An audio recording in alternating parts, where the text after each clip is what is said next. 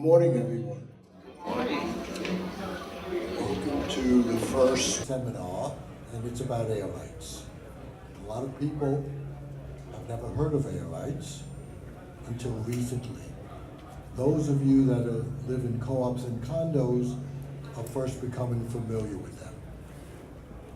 The good thing about air rights, in walking through this whole expo, everyone else here is just about trying to sell you something. We're going to show you how you could pay for all this. Air rights has a short history, actually, in the life of this city. It really began back in early 1961. And when people hear from other cities that in New York, air rights is a business, it's a moneymaker, they're shocked. They just don't understand. And what we're finding out in doing business is that a lot of co-ops and condos also need to understand exactly what they have, what they can do with it. City Center Real Estate has been doing this longer than anyone else, and basically this is what we specialize in. This is our niche. We don't do leasing, we don't do marketing, we don't do sales of townhouses or condos. We just specialize in the sale of air rights and assemblages.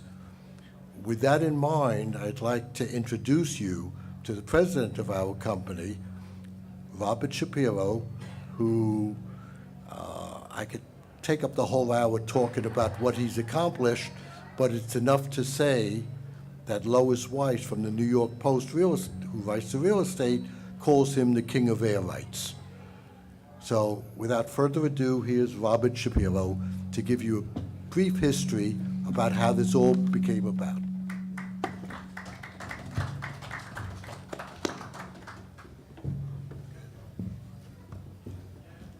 Thank you very much, Ron. We do have a PowerPoint presentation which Brian Strout will be showing you how this works. But you know, PowerPoints never really change your perception of what it's about. And this transcends the education of hearing stories about how these development rights work, play into it, and what the valuations are and the rules of the game. Now, in 1961, there was a change in the zoning resolution, which Ron Novita pointed out. And it basically codified building, how you could transfer these development rights. Well, 60 years ago, 63 years ago, when I was a cadet at West Point, we were required to read the rules and regulations. And I started to read further into the book than I should have, and I found that I could lease a superintendent's yacht for $8.50 an hour, adjusted for inflation, maybe that's $50 today, with 3 and crew. So ever since then, I started really reading rules and regulations and how to make it work. Now, we basically represent the developers, many of them, starting with Avalon Bay to Zeckendorf, A to Z. And everybody knows us, and we've done deals with all these people. But now you come into, is there a conflict of interest if you're representing the condo owners, which is really a one-shot transaction where you have multiple transactions with these other major developers. So usually what happens is, even though we have long-term relationships with these developers, they recognize who we're, what we are. And we've had several examples with one major developer where we finished a year or so ago a major transaction involving 286,000 feet of development rights. And we're involved in another transaction representing an owner And when I walked into the room and the head of the major development company saw me and he says, "Oh shit," because they know that we will always do the right thing. But on the other side, we represented another real estate family, and they saw us coming into the room, or they knew we were involved, we're going to be involved, and we called them up to say, "Do we have a conflict of interest?" They said, "No, I'm happy to have you on board, because first of all, you know what you're doing, you're rational, and I know it's going to cost me more money." Because usually, this is very much like having an antique or a Persian rug in your home, and you know it's time to change the decor, and you call in some guy to buy the rug for you, and he says, "I'll give you $5,000 or $10,000. And this is something that you would have thrown out anyway. You never knew you had value of the air over your building. As Jackie Mason says, "From this you make a living." Anyway, so you don't know what the price is. You need someone to be your advocate, to make sure that everything is done correctly. And also to hold people in line. Now, the first co-op deal that I ever did was down on 28th Street. And we got called in to try and figure out, this developer was building next door and wanted to buy their air rights. And it was, we were able to double what the initial offering price was, and the transaction closed.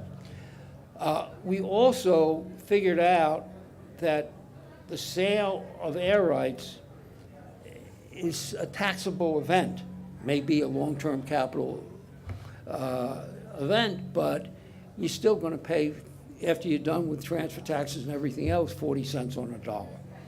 And we figured out to do a 1031 exchange. This is selling one piece of property for another and avoiding a taxable event, except federal, except for state taxes. And we ended up in this co-op coming up with a solution that the sponsor was looking to sell the retail portion. So we arranged for the proceeds from the sale to be used to buy the condominium, which in effect created a situation when the rent started to roll over, et cetera, that these people would almost live maintenance-free. And what does this do when the time comes to resell your apartment with no maintenance or little maintenance? It certainly increases the value of your apartment, which for many people, middle class, this is a major, major asset. Now, there are also problems, because in doing the deal, the developer, who I had issues with, who did not really feel comfortable in doing business with him, but he knew us, et cetera, and we were able to do the deal. The co-op board president didn't take our advice, because as part of the transaction, this developer, they figured out how to save on taxes, and the developer would do certain improvements, and he had his crane there, et cetera. And instead of trying to figure out what the dollars were, he would do the work, et cetera. And we figured out that the dollars were $600,000 worth of work. This $600,000, the developer says, "Well, I'm a little short of cash." He did close on the initial tranche. He says, "But I'm short 600,000. I'm going to give you 2 post-dated checks, and I'll pay you back when I sell my other apartments from another development." And guess what? These checks bounce higher than a Jersey cow. We've had other developments, and sometimes you got to know what you're doing, and you got to do your research. We were trying to buy for one of the developers air rights from the corner piece, and the gentleman didn't know what he was doing, and this was his mission in life, and this is all great money he was going to make. And what did he end up doing? He just, waffled around and made our life very difficult. And finally, what we always do, is we do a title search. And we find out that this property was at one time owned by the guy who was trying to buy the air rights.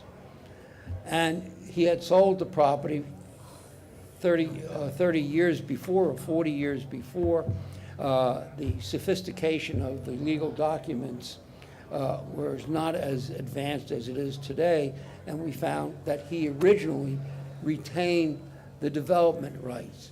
And so we went back to the gentleman and told, nobody had any historical knowledge of this. The developer died, his number 2 guy died, his lawyer died, number 3 guy died.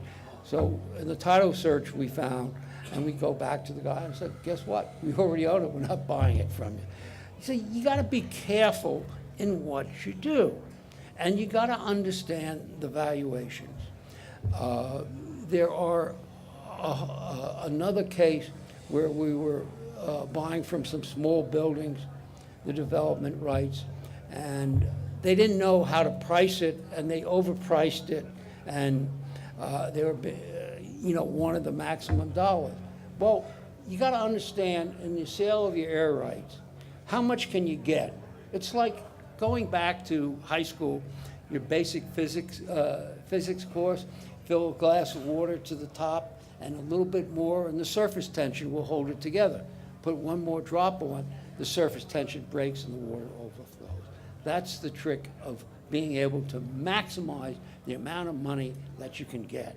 And in this case, they didn't know, because we have a governor. For example, if you're in the correct zoning, you have a program called the Off-Site Inclusionary Housing. What's off-site inclusionary housing? This is the ability, this is the ability to create housing from another site, where the developer who builds this gets a bonus and creates this housing, which he has to donate to a 501c3 corporation nonprofit and give the property away, and he makes his money on the development of these things. And typically, these sell at different prices in different community boards. In community board number 8, the Upper East Side, this stuff is worth $350, $375 a foot. In community board 6, it would be pretty much the same price. And so what you have is these prices act as a governor as to how much money you can get for your air rights. But you have to know how to play it, because basically you can, in a R10 zone, you can build as high as you want. So you just pile on top of it. But not really, because you have setbacks and height limitations, and basically building as much of the air rights as possible as the receiving site can use is not necessarily the best economic course of action. So there's a whole set of questions that come into, and what you really have to go is do what we call schematics to see. You look into the developer's pocket and see what he can really build, how much he can use, and what the alternative is. And we now get into also supply and demand, because there are other development sites, other generating sites of TDRs, and the site may not be able to absorb all these development rights. In the C19, which is a 10 FAR, like on the Upper East Side, you cannot, you got a height limitation. If it's on a wide street, it's 210 feet, and 185 on a side street. New York has great zoning. And the zoning is basically works that if you have on the side streets, if you'll notice, they're all low-rise buildings. And if you get to the avenue, they're high-rise. So there's a context. And you walk down the side streets, and it's very nice, and there's light. And the avenue, which are wide streets, you have taller buildings with setbacks, and you still are able to preserve your light. So towards the end of it, what we'll do is also go back to some of the practical stories where we're talking about scenarios related to pricing, scenarios where we've been able to generate additional value on deals where maybe they'd already signed a contract for actually selling the square footage. But in backing up a little bit, there's a lot of overlapping regulations and different considerations that come into what might be the value of the air rights. And so some of that is obviously based on some case law issues, but largely by the zoning resolution and the different provisions of that. So we're just going to go through a very high level of some of the considerations that come into play on how air rights can actually be moved from one site to another site, if they can even be used, and if they can be used, what are some of the other implications as it relates to what might affect pricing. So yes, then there's also, generally air rights gets thrown around. The more technical term is development rights, because at the end of the day, you're really selling your square footage. That's the most valuable piece of what you're selling. There are other easements that come along with it, and there's ways to generate additional value when selling air rights, but largely the value is generated from air rights, which again is really development rights. There's the New York City land use background that we're going to talk a little bit about. There's also different types of air rights where in those situations you might be competing with someone else. If you have 30,000 square feet to sell and the receiving site can only absorb so much, but they could buy from another program, then they might try to pit you versus them to drive down the price. In other situations, that may not be the case. So going over some of the other types of air rights is applicable as it relates to what you can do with your air rights. A little bit that Bob had previously discussed, why use city center real estate, and then also some of the major questions that typically come up to us since we do represent developers, but also probably 30 to 35% of the time we also represent the smaller building owner, whether that's one individual that owns the building or whether it's the condo or co-op that has 10,000 square feet, 30,000 square feet of air rights, and they call us up because they were referred to us by an attorney, or somehow they came across us and they said, the big bad developer is offering us a lowball number, and we don't know what the price is, but we know it's probably more than what they're initially offering. And again, Bob was speaking a little bit about that with some of the stories he already mentioned. So from a very high-level land use background, there's different zoning districts. So the zoning district will tell you what the building would be allowable on your site, and that would then generate how many air rights you have left over if your building is underbuilt. And there's different criteria for whether the use is residential, commercial, or community facility, which could be a variety of different things, but in the context of speaking to you guys today is obviously a residential use. And what's key is the floor area ratio, the FAR, is what the zoning tells you can have on that site, and that's the governing metric that determines how much square footage of air rights your building may have. Additionally, there's overlay districts, which may come into play. Basically, overlay districts supersede the base zoning. And so that either might affect your site or it may affect the person next to you or a couple lots away that's ultimately trying to get to your air rights to buy them. Also, something that comes up is the Landmarks Preservation Commission. Now, typically, a transfer to your neighbor is an as-of-right deal, and you don't need to go get anyone's approvals. If, however, there's a couple of adjacent properties that are doing a zoning lot merger to transfer the air rights, if one of those buildings received a BSA variance from a long time ago, that would have implications, and now your deal isn't an as-of-right deal. And then also, again, going back to landmarks, If the receiving site is landmarked, or it's not an individually landmarked building, but in a historic district, that might prevent them from being able to utilize any of your air rights, or maybe they could build a small addition that can't be seen from the street, and they only want 5,000 square feet, even though you have 30,000 to sell.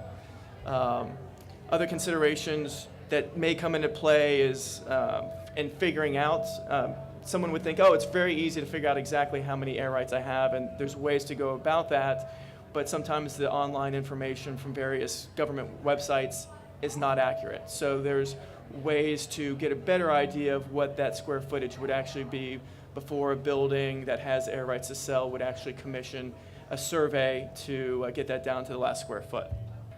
So one of the key things is lot adjacency. So for you to be able to transfer your air rights to a neighboring property, you have to have 10 feet of contiguous property line. So if the corner of your property touches the corner of theirs and that's it, you can't transfer directly to them. So you have to have overlapping property lines for at least 10 feet, and that allows you to transfer. Some other transfer considerations are that you have to have, you and the buyer have to have the same zoning FAR. You don't have to have the same zoning district, but you have to have the same zoning FAR. So if your building is an FAR 10 for residential, the receiver site has to have an FAR of 10.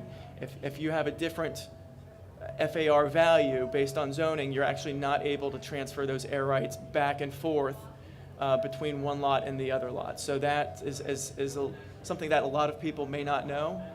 So that would prevent you from transferring air rights. However, there's a situation where if you and the ultimate receiver have the same zoning, but maybe there's a lot in the middle that you need to actually use to transfer through, that lot doesn't have to have the same zoning. So we've had one situation where we're going from sort of one side of the block to the other. The person who's in the middle, that would be the logical person to pass through, is crazy. They're asking for something ridiculous for the pass-through fee. So sometimes you can go through the other side of the block to transfer them. And if those parcels don't have the same zoning, you can still use those lots to transfer the air rights through. It's just at the end of the day, your lot and where the air rights actually land have to have the same zoning. So again, that's another consideration that comes into play. There's a party and interest consideration where not only you and all of your either co-op owners or condo owners, sign off on a deal if you have a majority interest or based on the underlying co-op documents, whatever thresholds you would need to get the approval, you have to get the consent of the mortgagees on the building. If in some situations the building is land lease, you have to get the consent of the underlying owner of the dirt. So there's a lot of additional parties that actually have to sign off on a deal to ultimately transact. And again, as I previously mentioned, if one of those lots is subject to a prior BSA variance from 30 years ago, you actually have to go back to BSA to get their approval to allow for the transfer. And that's something that, again, is very few people know unless you're already talking to a land use attorney. And again, that's a situation that might either take a deal where both parties have shaken hands and agreed to all the terms, and now it's going to take another 8 months or 12 months to close the deal, even if you get BSA approval. There's also special districts or special sub-districts, which would have different provisions. Again, those would be a different type of mechanism for transferring air rights, which, depending on where a condo or co-op building is located, could have positive impacts or could have negative impacts for you. If they allow for an alternative source of air rights and the buyer says, well, I only need 30,000, but I can get 30,000 square feet from you guys, or I could get 30,000 square feet from a special district provision and buy from someone else in the special district. So a couple of examples here of the two charts. There's to the left is the district for the West Chelsea, the Highline Special District. And then to the right was the recently rezoned Midtown East subdistrict, which is a subdistrict within the larger Midtown district. As Bob was also previously speaking about, there's inclusionary housing air rights. Again, why is this important to you guys as condo or co-op owners? Depending on where you are in the city, the inclusionary housing might be, again, an alternative source for a developer to buy, We have one story specifically that we'll get into later where the receiver had a certain height limit, so they could only buy so much. And they were in the situation they could either buy the off-site inclusionary housing certificates from a developer or buy air rights from low-rise buildings that were adjacent.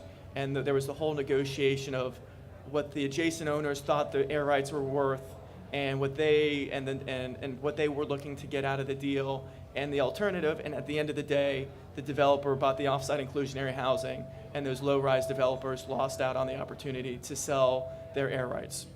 So again, that's another. Brian, one interesting part of that transaction is that the attorney, who was not a land use attorney, though she claimed she was had a number and that's it. And so we went out, bought the off-site inclusionary housing, and she called us up 6 months later, and he says, well, you want to buy it? And I said, no, we already made our deal.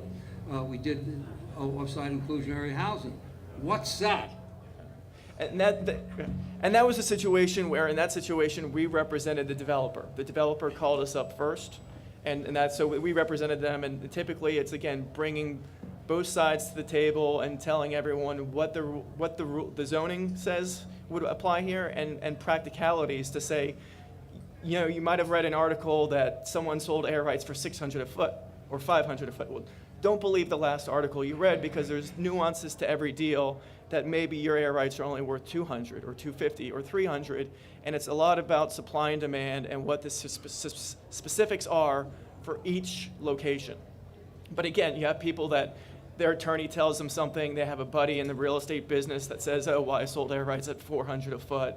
Well, maybe that was 12 months ago and a totally different set of circumstances. So it's bringing everyone to the table to say, here's the realities of the deal.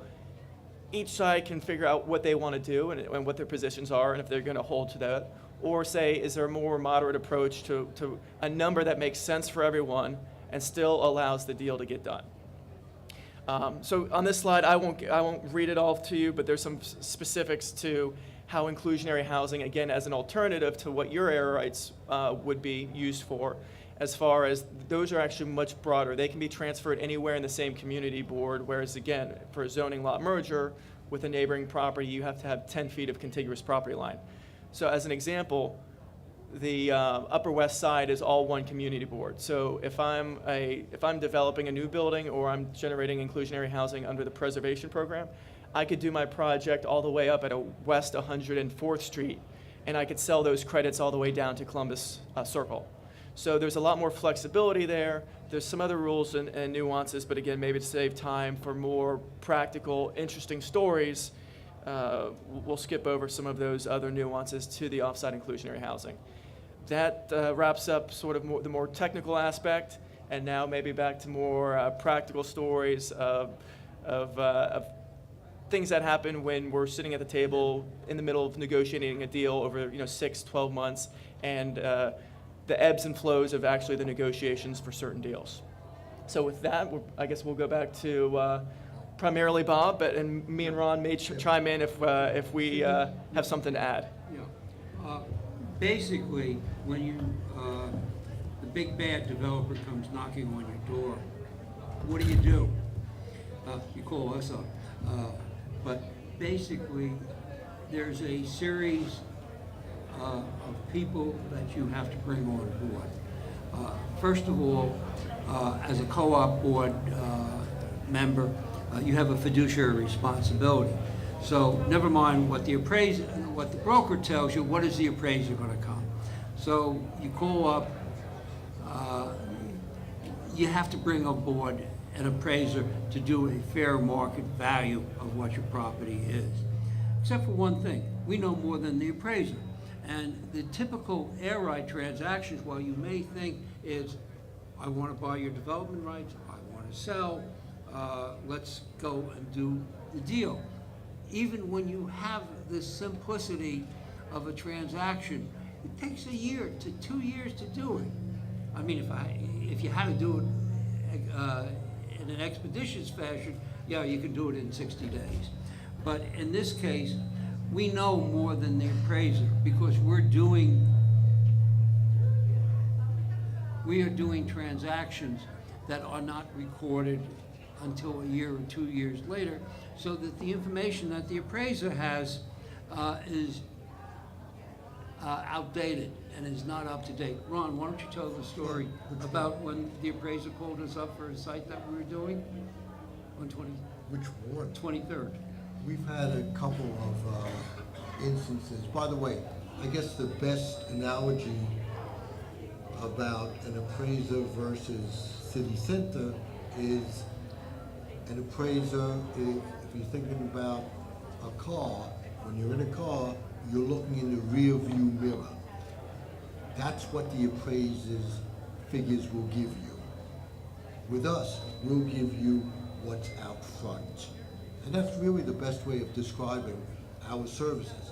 Somewhere between the appraisal and our valuation, there will be a deal. Now, as far as we were doing a deal on 23rd Street, and we get a call from an appraiser. An appraiser wanted to know, what are the air rights selling for, and he gave us the area. And we said, wait a second. It sounds to us like you're talking about a project that we've been brought on board already. And this is not the first time an appraiser has called us to find out what the air rights sell for in the area. And it's as if we've become the marketplace, meaning attorneys, appraisers, board presidents, they'll call us up and say, hey, this is what we have, and this is what we heard that it's selling for. Can you confirm? Or do you have air rights to sell us? So we have represented both sides, and by doing that, we've in effect become a marketplace, or at least a market source of what the true valuation is. Brian spoke about it before, Bob alluded to it also. It all comes down to supply, it could come down to supply and demand. And it also comes down, Brian mentioned it before, somebody reads in the newspaper that a certain deal went for X amount of dollars, and that's what the co-op is hanging their hat on.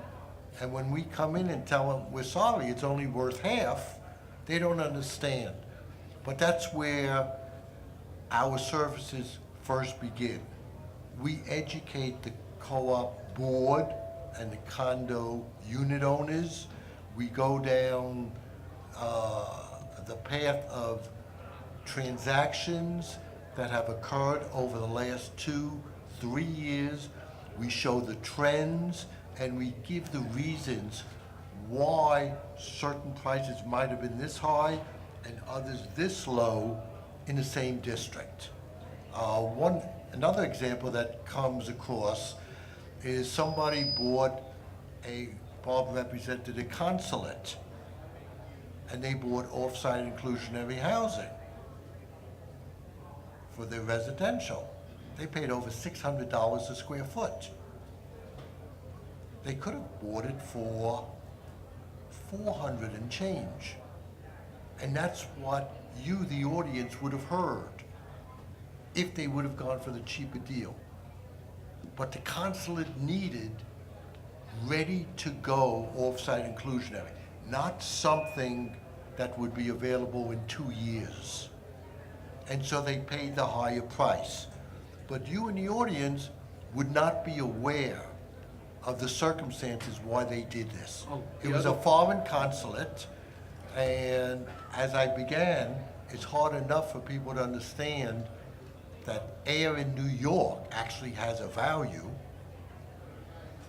Imagine going overseas and trying to convince the president or the dictator of a country that we could get it now for this, but at this price, but it won't be available for 2 years, or we could get it at this price and it's available immediately. Well, the decision is We want something that's available, the certificates that we could hold in our hands.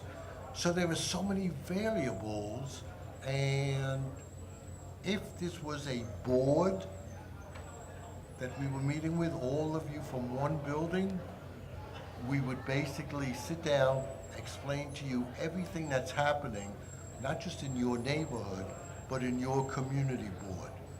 And what we're going to do very shortly is set aside a question and answer period and just fire away from whatever community board you're in or whatever setup you're in, whether you're a co-op owner, co-op board president, condo unit owner, and they are different.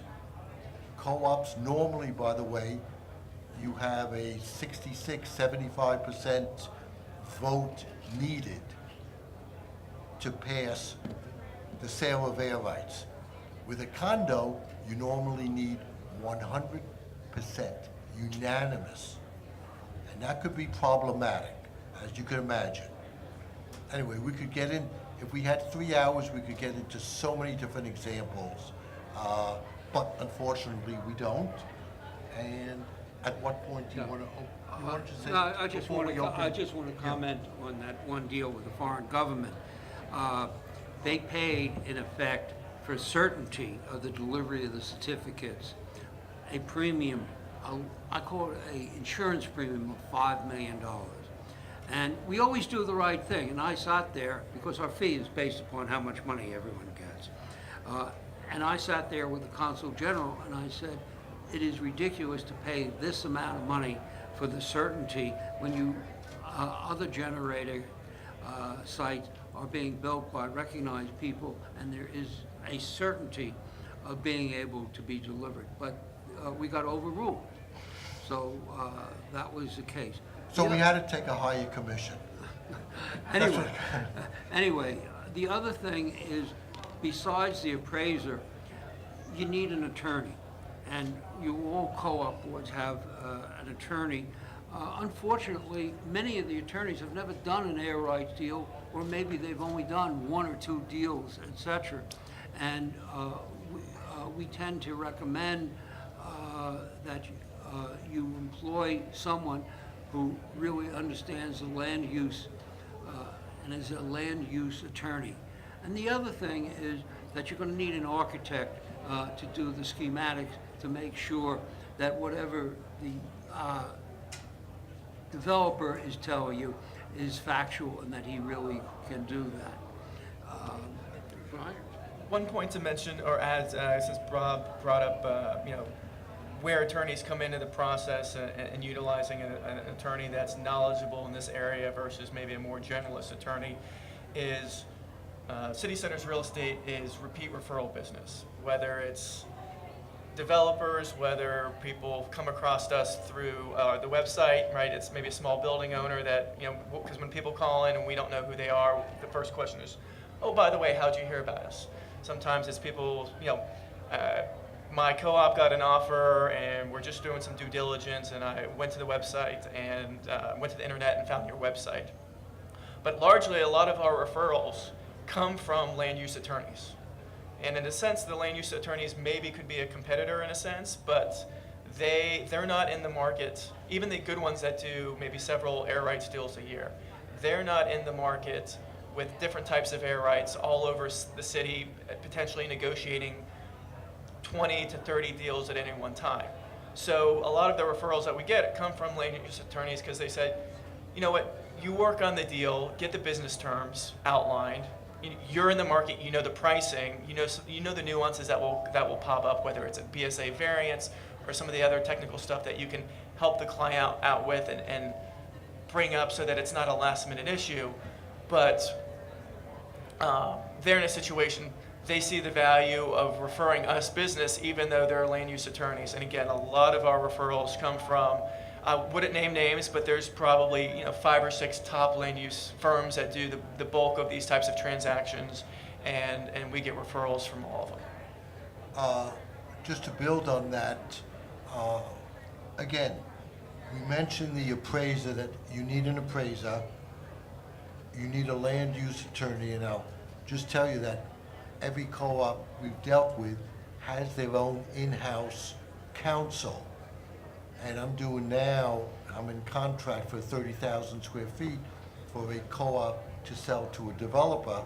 They have a very good in-house counsel, but that counsel understands that this is not in their usual business. And so they are working very nicely with a land use attorney to take into consideration the internal needs of the co-op and the external needs in dealing with an outside developer. So highly recommended. And again, we do recommend we have about a half a dozen land use attorneys that we feel comfortable with, and we'd be glad to recommend any one of them without favoring any one of them. Yeah, I just also, finishing up, closing up, we are also sort of a pioneer of figuring out ways to create added value besides just the sale of the air rights. And there are three parts of this. First of all, there's this thing called a construction easement. What is a construction easement? When you're building something, you've got to build a foundation, and you build next to the adjacent property. And depending on, most of Manhattan is built on bedrock, so you may not have a problem. But if you go to certain areas and you look over at the old land maps, you will find that the subsoil, it's built on landfill, and I've seen where they've done the excavation, and it's sort of like ball bearings falling out underneath, etc. So there's a whole dance that you go through, because the courts are very specific. You can say, well, the court will allow me to underpin on your property. Yes, you'll get tied up in court, but the courts rule we are not allowed to give away a property right that is owned by a third party. So that's one thing. The other thing is light and air easement. If you put windows, light and air are very, very important, because you need a light and air easement if you're going to create a bedroom. Under the habitable law of New York, you must have, if you're going to put a bedroom, you must have natural windows, etc. That's a developer needs it. Yeah. Now, but we're looking at it from your viewpoint of saying, okay, Mr. Developer, you need this? Yeah, but It's going to cost What's you. the cost? yeah, but your kitchen or bathrooms do not. You can do this mechanically. And then the third thing is the right to cantilever. And the right to cantilever allows, and the economics of cantilevering are probably you can go 12 to 14 feet. After you go longer than that, it becomes, the construction cost becomes much more prohibitive. So there are levels that we could, why don't you talk about the one thing where the guy already sold his air right, and then they had to come back. A quick story before we get into the question and answer period. There was an owner of properties throughout New York, small buildings, and he called us up. I mean, this is a guy who's been in business for at least 40, 50 years. In fact, I found out he was my late father-in-law's landlord. But anyway, and he was a good guy. He called us up saying, I think I made a mistake. I sold my air rights to a major developer, and I think it's too low. I mean, the contract was signed already. And we asked what he sold for. And we told him, well, you probably lost out $100 a square foot.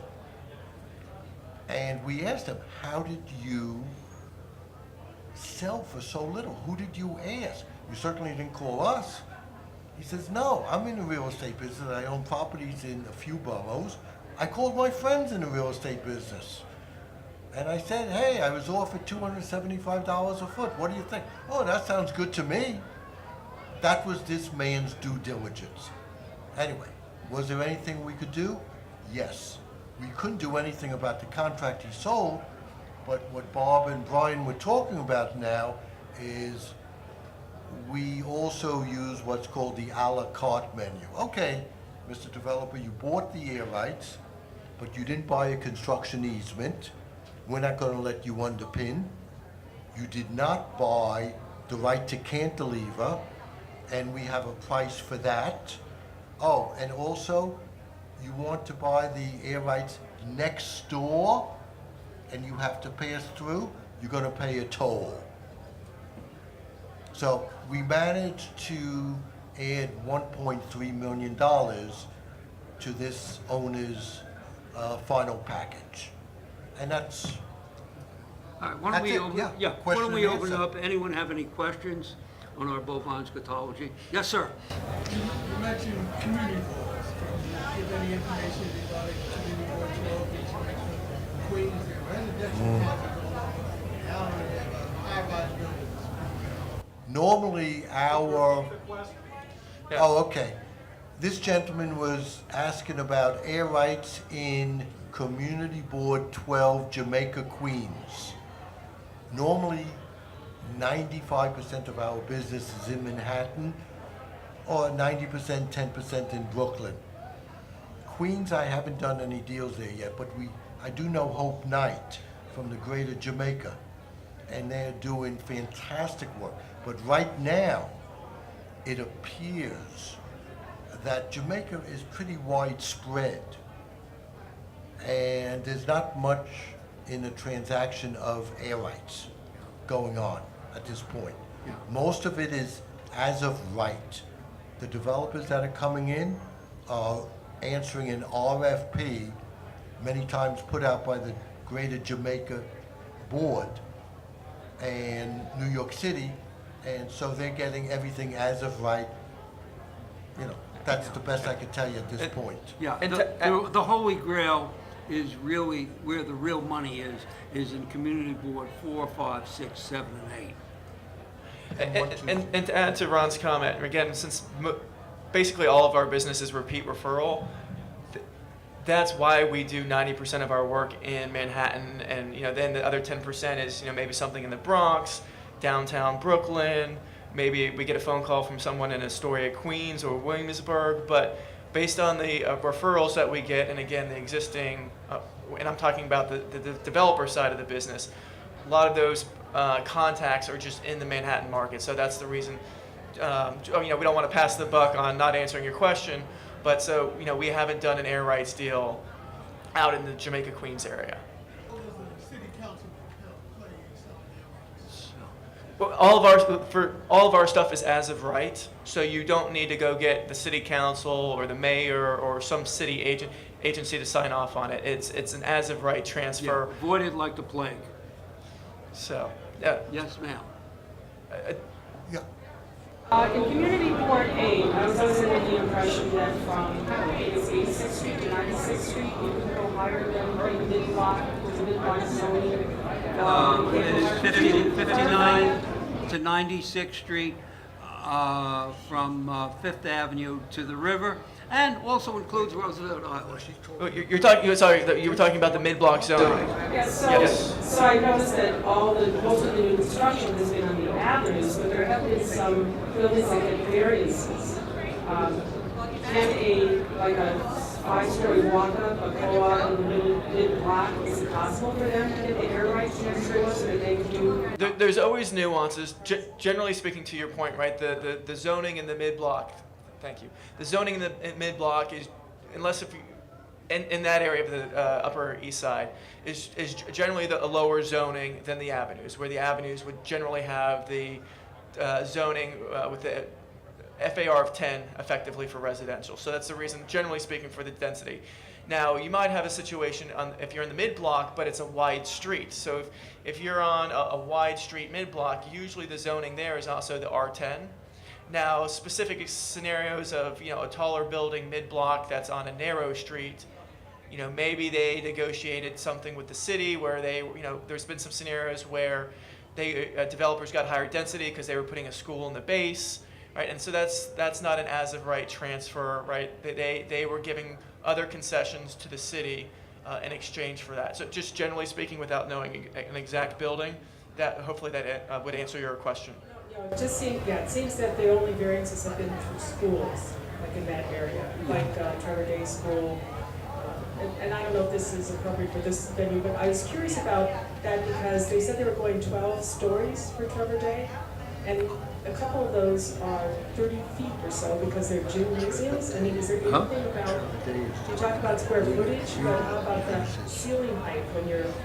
Yes, and so based on the underlying zoning, yes, there are limitations to what you have rear yard setbacks, side yard setbacks. You have sometimes a flat height limit, sometimes a sky exposure plane, which actually is slanted, and you can go up higher the further away you get from the street.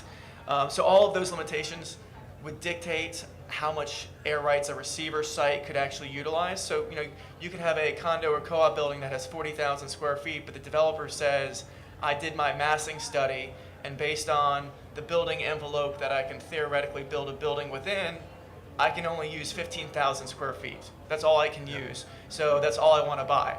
And you say, well, I have, 30,000 square feet I want to sell, but he says, I only want to buy 15. So, those are scenarios, those are overlaying considerations that would come into play for how much air rights a developer may want to buy. By the way, your question is something that does affect co-ops that are looking to sell their air rights. You reminded me when you mentioned about the school. We did a couple of small co-ops, like 6-story, one of them even being a lower income co-op, and the other being middle income co-op. And we negotiated on behalf of the co-ops with the big bad developer. We got the co-ops at least 2 times more than they thought they would get. However, the developer is trying to take a garage and get a zoning change. And unfortunately, the only way they would sign a contract is if they got the zoning change, then they'll go through with the deal. So, as Brian said, not everything is as of right, and we're still waiting to see whether there is a zoning change allowed. If there is, then these co-ops' air rights will be sold. And there will be a bigger building because it'll be a financial institution. Good morning. I'm sorry, not Our next financial. seminar will begin in a couple of minutes in room 2, rising rates and underlying mortgages. Well, thank you, What everyone. I you're think going to know, we're being shown the presented by exit. Meridian Capital Group. And we'll stick around, so if there's anyone that has Yeah. specific questions that they would like to ask us, please feel free to find us.